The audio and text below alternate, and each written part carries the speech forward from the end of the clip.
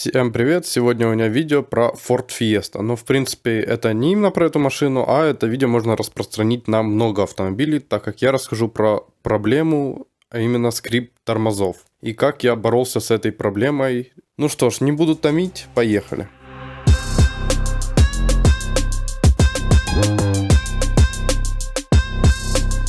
Первым делом нам, естественно, надо снять колесо.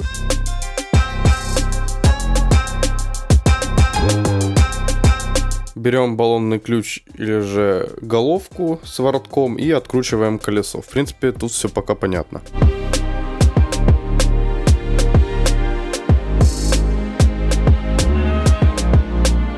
Открутив колесо, мы добираемся до тормозной системы.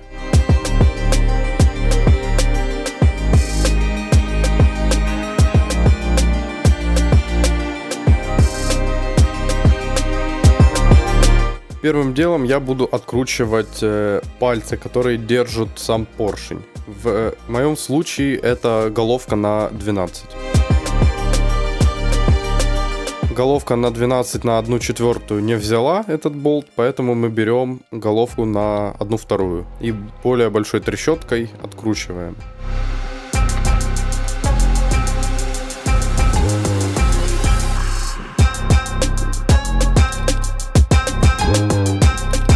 После того, как мы сорвали болт на 12, нам понадобится рожковой ключ, чтобы держать гайку на 19.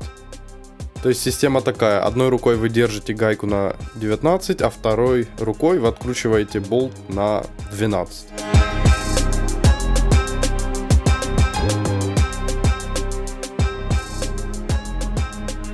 После того, как мы открутили эти два болта, поршень спокойно снимается.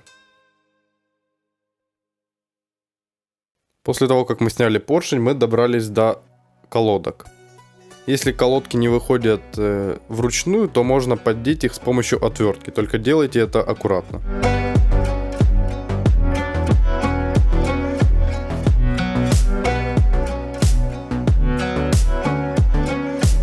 Тормозной диск у нас ничем не закреплен, поэтому после того, как мы откручиваем суппорт, тормозной диск также снимается.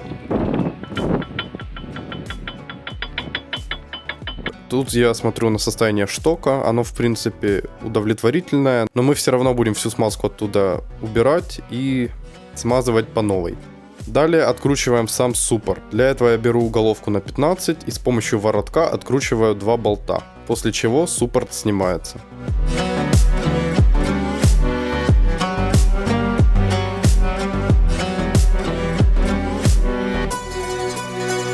После того, как я снял суппорт, сам тормозной диск также я снимаю.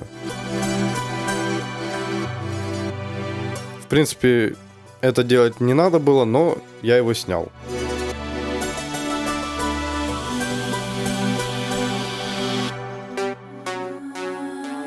Ну что ж, теперь приступаем к обслуживанию тормозов. Сначала вытираем всю смазку со штока и самого отверстия, где этот шток расположен, чтобы потом это все смазать заново хорошей смазкой. В нашем случае мы использовали вот такую вот смазку. После того, как мы смазали сами направляющие, мы переходим до колодок и мест, где они расположены. С помощью металлической щетки я сейчас буду очищать место прилегания колодок к суппорту.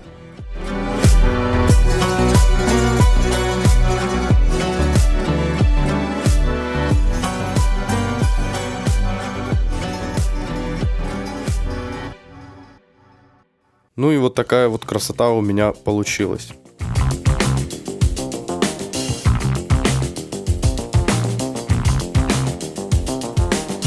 Далее переходим к поршню.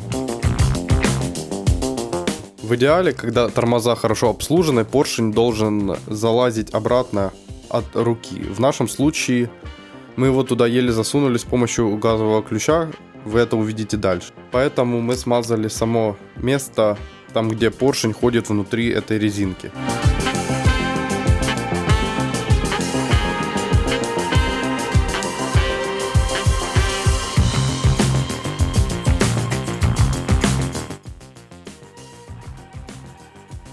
Вот тот самый газовый ключ, и вы видите, как тяжело поршень заходит внутрь.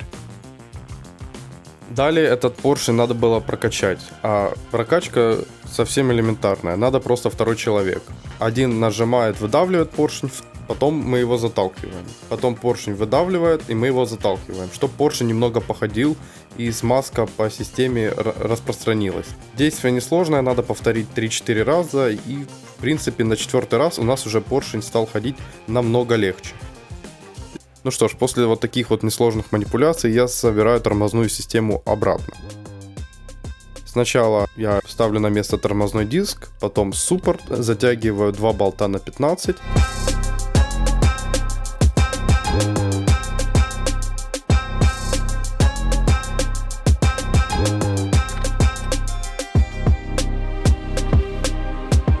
Также перед установкой колодок их можно немного подпилить, чтобы они достаточно свободно там ходили. Потому что у нас достаточно тяжело колодка заходила в паз, и нас это немного смущало, поэтому мы самую малость подпилили.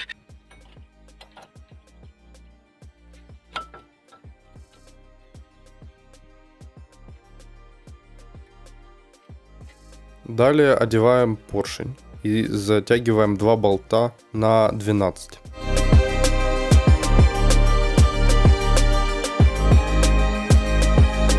Ну что ж, и все, тормозная система собрана. Такие же самые действия я проделал на другой стороне, и скрип ушел. Я не знаю, что из этого нам помогло, но в паре явно что-то да поможет. Надеюсь, это видео было вам полезно. Мы не профессионалы, я просто поделился своим опытом, как это делал я. Возможно, мы делали что-то неправильно, но у нас получилось все, и машина тормозит, все хорошо, и ничего не скрипит. Если вам оно понравилось, то поставьте, пожалуйста, лайк, подпишитесь на канал. А с вами был я, Вадим. Всем удачи и всем пока-пока.